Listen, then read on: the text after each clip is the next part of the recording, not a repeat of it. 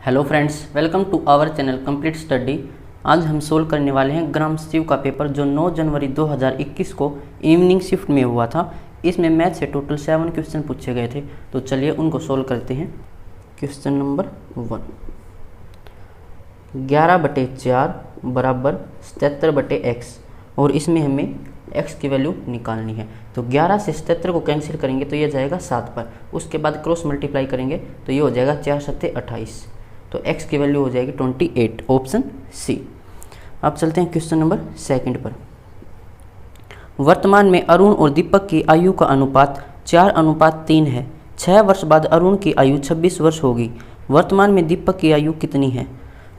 तो अरुण और दीपक, इनकी वर्तमान आयु का अनुपात हमें दे रखा 4:3 और फिर बोला कि 6 वर्ष बाद अरुण की आयु 6 वर्ष बाद होगी 26 साल की, और रेशियो हमारे पास वर्तमान है और एज है ये 6 वर्ष पहले की।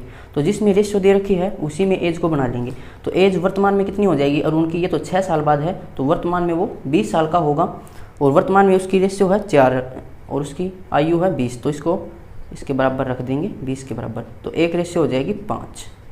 हमसे पूछा है दीपक की वर्तमान आयु क्या होगी? तो दीपक की वर्तमान आयु का अनुपात है 3 और एक रेशियो बराबर है 5, तो 3 रेशियो किसके बराबर हो जाएगी? 3 5 15, तो 15 वर्ष इसकी आयु हो जाएगी, ऑप्शन बी। अब चलते हैं नेक्स्ट क्वेश्चन पे। जो रेशियो दे रखी है उसी में हम एज को बना लेंगे। अगर 4 साल बाद की रेशियो दे रखी है तो उसमें बना लेंगे, प्रेजेंट की दे रखी है तो प्रेजेंट में बना लेंगे। अब चलते हैं क्वेश्चन नंबर 3 पर। यदि x और y ऋणात्मक हैं तो निम्नलिखित में से कौन सा कथन सदैव सत्य है? पहला कथन दे रखा है कि x + y धनात्मक है। दूसरा कथन दे रखा है x y धनात्मक है। तीसरा कथन है x - y धनात्मक है। तो x और y दो ऋणात्मक संख्याएं हैं। ऋणात्मक मतलब नेगेटिव। अगर x यहाँ पर -2 है और y -4, कोई भी वैल्यू हम पुट करके देख सकते हैं। उसके बाद कथन दे रखा है, पहला कथन है x + y धनात्मक है, x + y, तो इन दोनों को प्लस करेंगे तो ये हो जाएगा -2 -4, ये हो जाएगा -6। लेकिन ये तो नेगेटिव है, इसने बोला हमेशा पॉजिटिव होगा, तो ये तो गलत हो जाएगा। दूसरा कथन दे रखा है x y धनात्मक है, तो इन दोनों की मल्टीप्लाई, तो -2 और -4, इन दोनों की मल्टीप्लाई करेंगे तो ये हो जाएगा 8। तो जब भी दो संख्याओं की मल्टीप्लाई करेंगे और वो माइनस की हैं तो हमेशा पॉजिटिव नंबर आएगा, तो ये कंडीशन सही हो जाएगी। उसके बाद तीसरी कंडीशन दे रखी है x - y, ये हमेशा धनात्मक होंगे, तो x की वैल्यू थी -2 और y की वैल्यू थी -4, तो ये हो जाएगा -2 और +4, तो 2, ये पॉजिटिव आ गया यहाँ से। लेकिन अगर x को हम बड़ी संख्या माने, मतलब x को अगर -4 मान लेते हैं, y को -2, तो ये कंडीशन इसमें रख के देखते हैं, -4 - -2, तो ये हो जाएगा -4 और प्लस में 2। तो लेकिन यहाँ से क्या है, -2 आया है, तो हमेशा ये कंडीशन सही नहीं होगी। जब x की वैल्यू यहाँ पर छोटी होगी तो ये कंडीशन सही प्रूव हो रही है, लेकिन जब x की वैल्यू बड़ी होगी तो ये जो कंडीशन है वो गलत हो जाएगी, तो हमेशा ये सही नहीं रह सकता, तो ये गलत हो जाएगा। तो केवल 2 हमारा आंसर हो जाएगा, ऑप्शन बी। अब चलते हैं नेक्स्ट क्वेश्चन पे।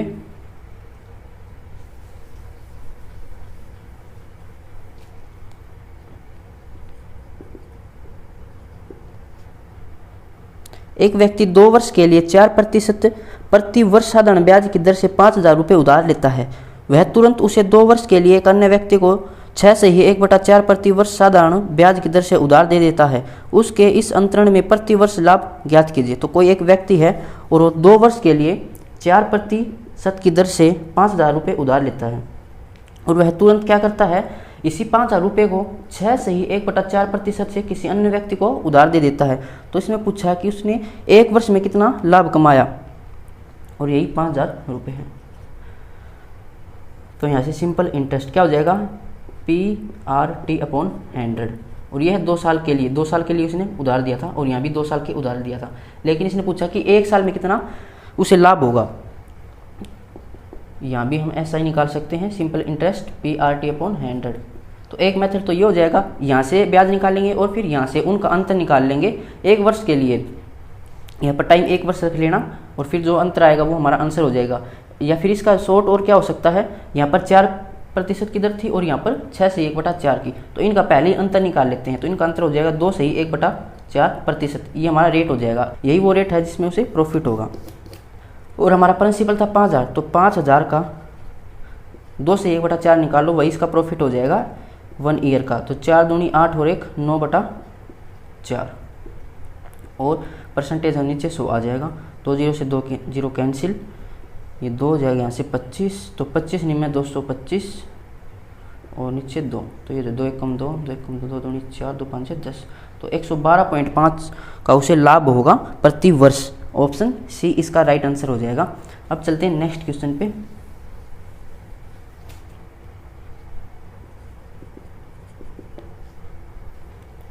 (469 प्लस 174 का होल स्क्वायर माइनस 469 माइनस 174 का होल स्क्वायर और डिवाइड में है 469 मल्टीप्लाई 174, इसकी वैल्यू हमसे पूछी है। तो ऐसे क्वेश्चन हमने बहुत बार कर लिए हैं। देखो, इसको अगर ए माने और इसको माने बी, तो ये हो जाएगा a प्लस बी का होल स्क्वायर माइनस में a माइनस बी का होल स्क्वायर और डिवाइड में ए बी। तो जब भी इन दोनों जो आइडेंटिटी है उनका अगर माइनस कर रखा हो तो क्या होगा 4ab, माइनस में हमेशा 4ab होता है। तो जब भी दोनों आइडेंटिटी को माइनस करेंगे, पहले प्लस है तो 4ab इसका आंसर हो जाएगा। तो ऊपर हो जाएगा 4ab और डिवाइड में है ab, तो ab से ab कैंसिल, 4 इसका राइट आंसर हो जाएगा। इन इक्वेशन को हमें सोल्व ही नहीं करना था। अब चलते हैं नेक्स्ट क्वेश्चन पे।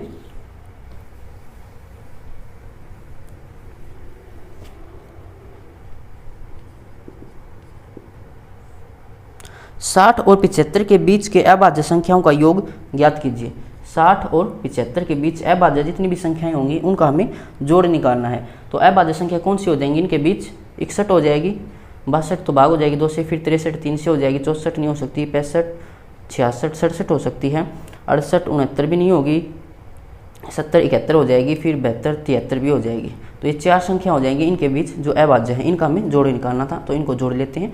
7 और 3 10 और 2 12, असल लगी 1, 6 और 1 7 और 6 13, 13 और 7 20, 20 और 7 27, तो 272 इसका राइट आंसर हो जाएगा। अब चलते हैं नेक्स्ट क्वेश्चन पे।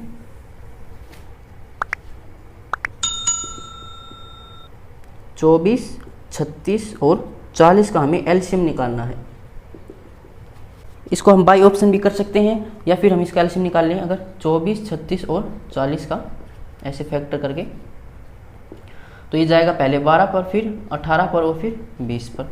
2 से करेंगे तो 6 9 10, फिर 2 पर 3 9 और 5, फिर 3 पर जाएगा, 3 एकम 3 3 3 9 और यहाँ से आएगा 5। तो ये जाएगा 2 दूनी 4 दूनी 8, 8 5 40 और 40 में 360, तो 360 इसका एलसीएम हो जाएगा। और अगर फैक्टर से करना चाहो तो सबसे पहले जो बड़ी संख्या उसको लेंगे, 40 40 के फैक्टर बनाएंगे 4 गुणा 10, तो 4 हो जाएगा 2 गुणा 2 और 10 हो जाएगा 2 गुणा 5, तो 2 की पावर 3 और 1 आएगा 5। अब देखेंगे 36 के कौन कौन से फैक्टर इसके अंदर हैं। जो फैक्टर इसके अंदर नहीं होंगे उनको लिख लेंगे। तो 36 हो जाएगा 4 गुणा 9, 4 तो इसके अंदर है, 9 नहीं है तो 3 गुणा 3 हो जाएगा।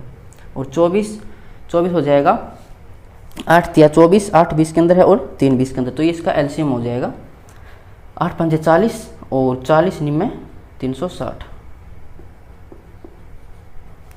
और अगर बाई ऑप्शन करना चाहो तो बाई ऑप्शन देखो, पहले ऑप्शन है 360, फिर है 240, ऑप्शन सी है 120, ऑप्शन डी 480।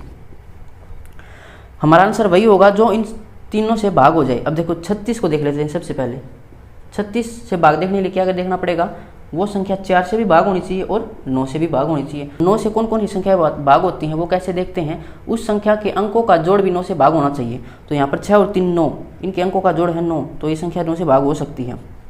यहाँ पर 4 और 2 6, ये संख्या 9 से भाग नहीं होगी, 2 और 1 3 ये भी नहीं होगी, 8 और 4 12 ये भी नहीं होगी। तो ऑप्शन ए इसका राइट आंसर हो जाएगा। इसको जल्दी सोल्व कर सकते थे ऑप्शन बाई ऑप्शन से। तो आज के लिए बस इतना ही, मिलते हैं नेक्स्ट वीडियो में। अगर किसी क्वेश्चन में कोई प्रॉब्लम है तो आप कमेंट बॉक्स में पूछ सकते हैं।